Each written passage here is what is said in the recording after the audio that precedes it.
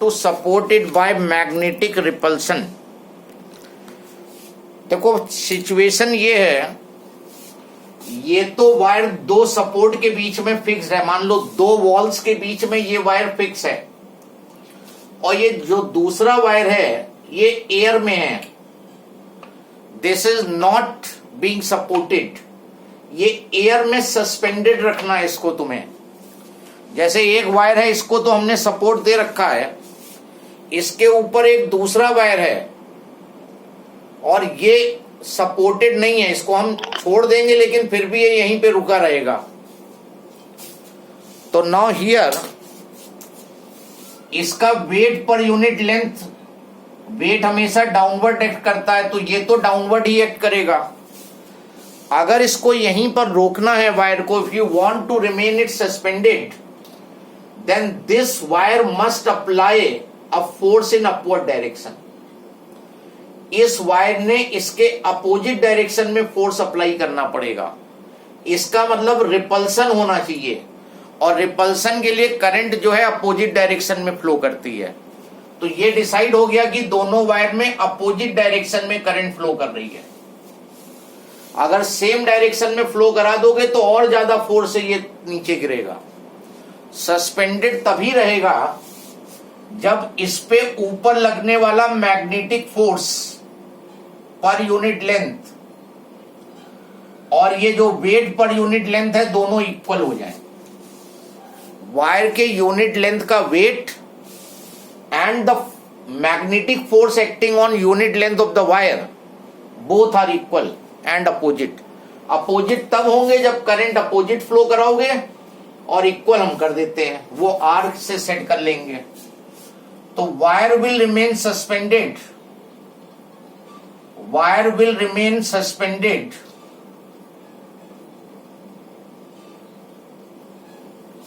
if force per unit length on the wire is equal to weight per unit length. This is magnetic force per unit length, magnetic force per unit length, and this is weight per unit length. दोनों equal और opposite हो जाएंगे तो ये wire suspended रहेगा. और दो wires के बीच में फोर्स पर यूनिट लेंथ का अभी हमने फॉर्मूला पढ़ा है, mu naught I1 I2 upon 2 pi r. This is the force per unit length, और इसको हो जाना चाहिए वेट पर यूनिट लेंथ के बराबर. 4 पाई इंटू 10⁻⁻⁷. करंट है 100, दूसरी करंट है 200. 2 पाई आर निकालना है, और वेट पर यूनिट लेंथ की टोटल वैल्यू दी है 0.05. ये 2 पाई इसको 2 से कैंसिल करेगा, उसके बाद आर की वैल्यू निकाल दो. That will be the distance between two wires so that upper wire remains suspended. 0.08 0.08 metre और 8 सेंटीमीटर.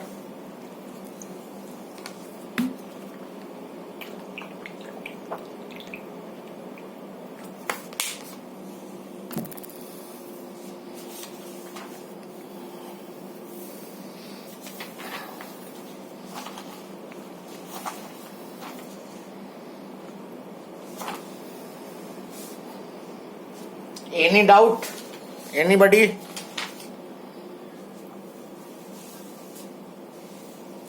किसी को कोई डाउट? देन नेक्स्ट क्वेश्चन में इसका आंसर क्या आ रहा है sir? 0.08 metre. This time this figure is given.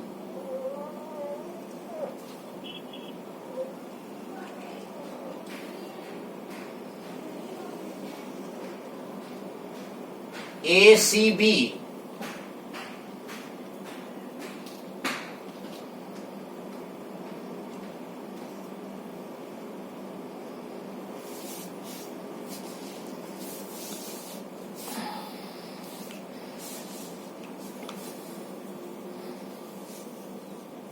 question is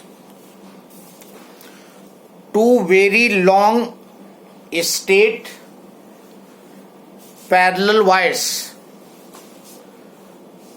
two very long straight parallel wires A and B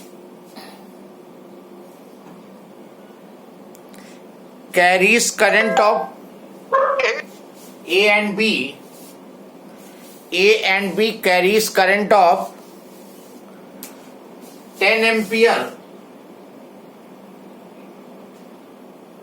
and 20 ampere respectively. A में 10 ampere and B में 20 ampere respectively, and are at a distance 20 centimeter apart, and are at distance 20 centimeter apart.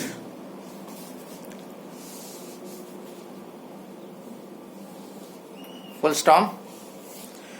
A third wire C,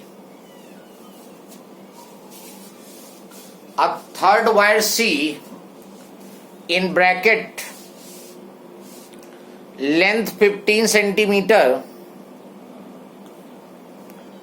bracket close, having a current of 10 ampere,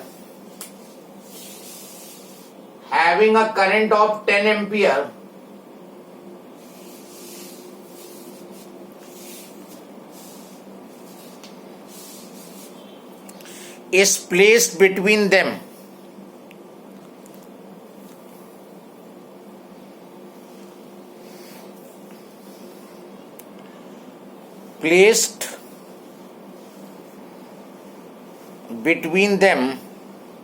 Full stop.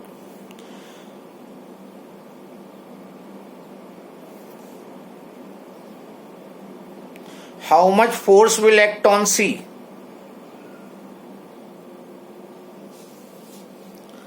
How much force will act on C? C पे force निकालना है.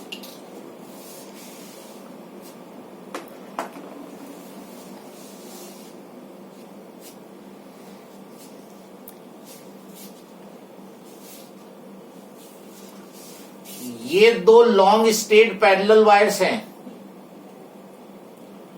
और इनके बीच में ये third wire सी रखा हुआ है. इस पे फोर्स निकालना है. तो तुम इस वायर की मैग्नेटिक फील्ड यहां निकालो, इस वायर की मैग्नेटिक फील्ड यहां निकालो, फिर नेट फील्ड निकालो और उस नेट फील्ड में इस वायर पे फोर्स निकाल दो. हम दो पैरेलल वायर्स वाला केस यहां पे इसलिए नहीं लेना चाह रहे हैं क्योंकि दोनों लॉन्ग वायर नहीं रहे हैं. सी जो है that is not a long wire. C यहां पे लॉन्ग वायर नहीं है. ऑल्दो आंसर आ जाएगा फॉर्मूले से, लेकिन जब तक लॉन्ग वायर नहीं होंगे तब तक लॉन्ग वायर का फॉर्मूला हम यूज नहीं करेंगे. तो तुम क्या करो, इसकी मैग्नेटिक फील्ड यहां पे निकालो और इसकी फील्ड यहां पे निकालो. तो पहले की फील्ड जो होगी B A mu naught I A upon 2 pi r, 4 pi into 10 to the power -7. Current A में है 10, 2 पाई और आर हो जाएगा 10 सेंटीमीटर. यहां से बी ए फाइन कर दो.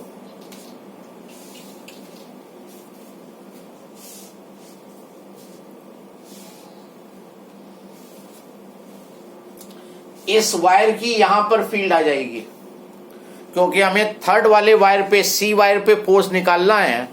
तो ये पता करते हैं कि जहां सी रखा है वहां पे फील्ड कितनी है. किसी ने कैलकुलेट किया इसको? 2 into 10 to the power -5 tesla. इसी तरह इस वायर की फील्ड यहां पे निकालो. वो हो जाएगा mu naught current in B और डिस्टेंस वही है, और ये पुट करने पे आंसर 4 इंटू 10 पावर -5 आएगा. क्योंकि बाकी सब चीजें सेम है, करंट यहां पे डबल हो गई है यहां के कंपैरिजन में. आर सेम है तो फील्ड भी डबल हो जाएगी. net magnetic field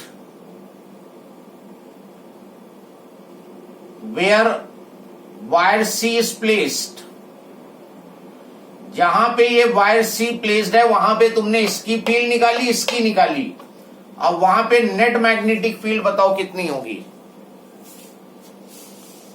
2 into 10 to the power minus subtract करोगे, B. सब्ट्रैक्ट करोगे, let's see.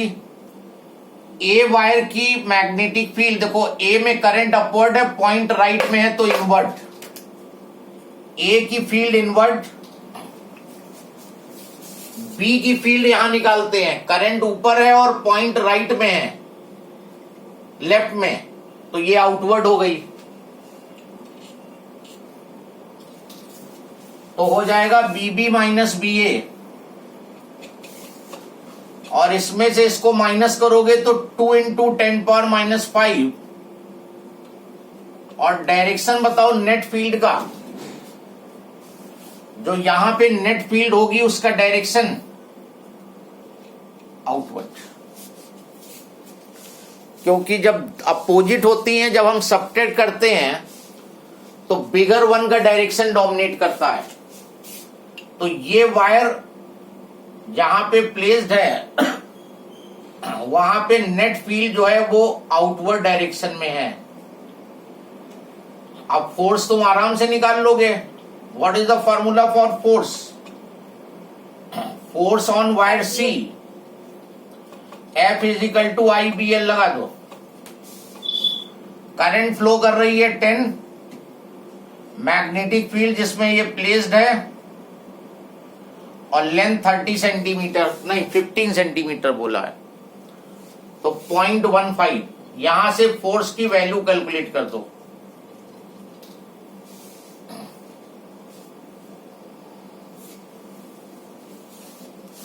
Three into 10 power minus 5 newton. तो force acting on wire C is 3 into 10 power minus 5 newton. Direction और बता दो, direction बताओ इसका। This was question number 44। Direction बताओ इसका।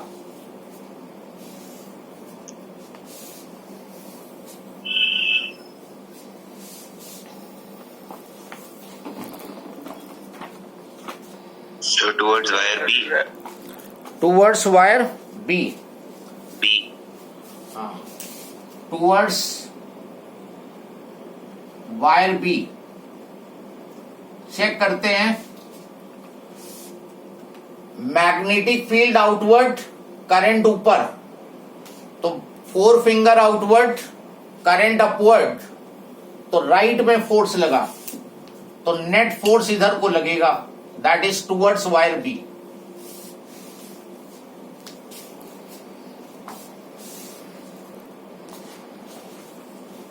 नेक्स्ट क्वेश्चन,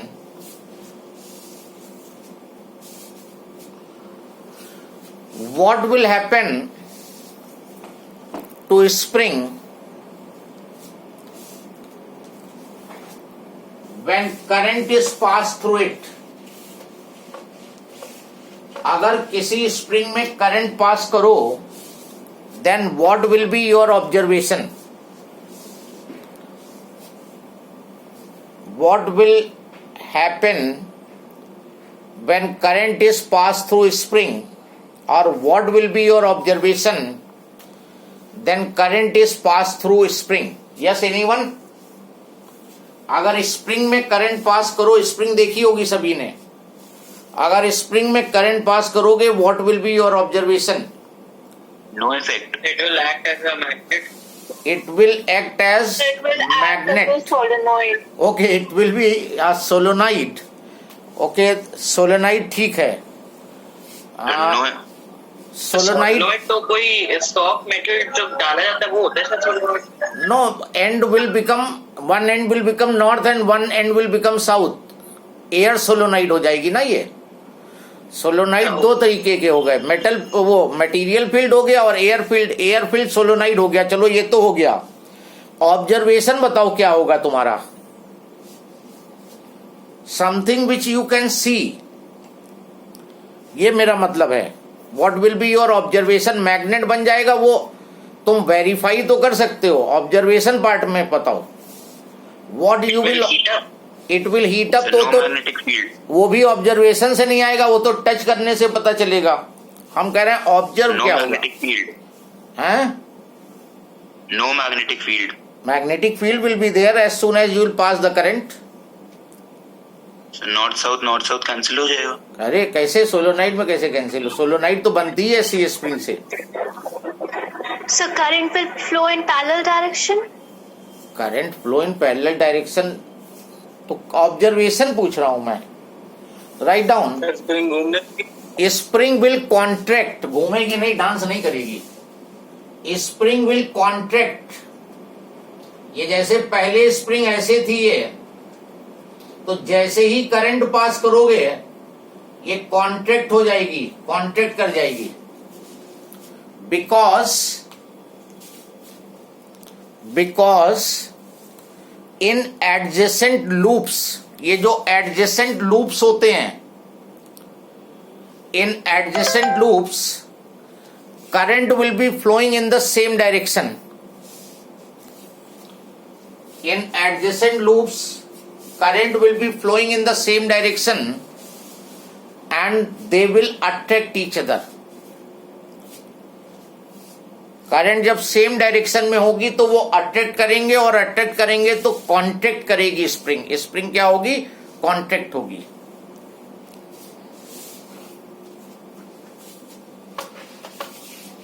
सबको क्लियर हो गया? Now this arrangement is given in this trough, mercury is there, this is liquid mercury. Mercury जो है ये गुड कंडक्टर होता है,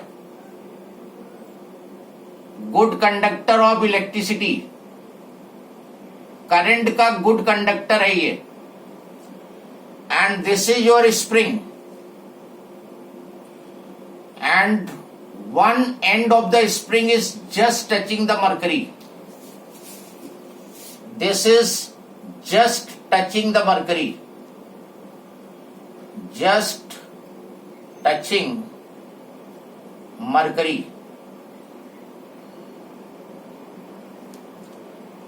and you have connected it with a cell or battery, और दूसरा जो है वो यहां पे कनेक्ट, मरकरी में सेल का एक टर्मिनल मरकरी में इमर्स्ड है, बल्कि ऐसे कर दो तो ज्यादा बेटर है। One terminal is dropped in mercury, other terminal connected to this end of the spring. Circuit switch on करने पे कंप्लीट हो जाएगा। क्वेश्चन,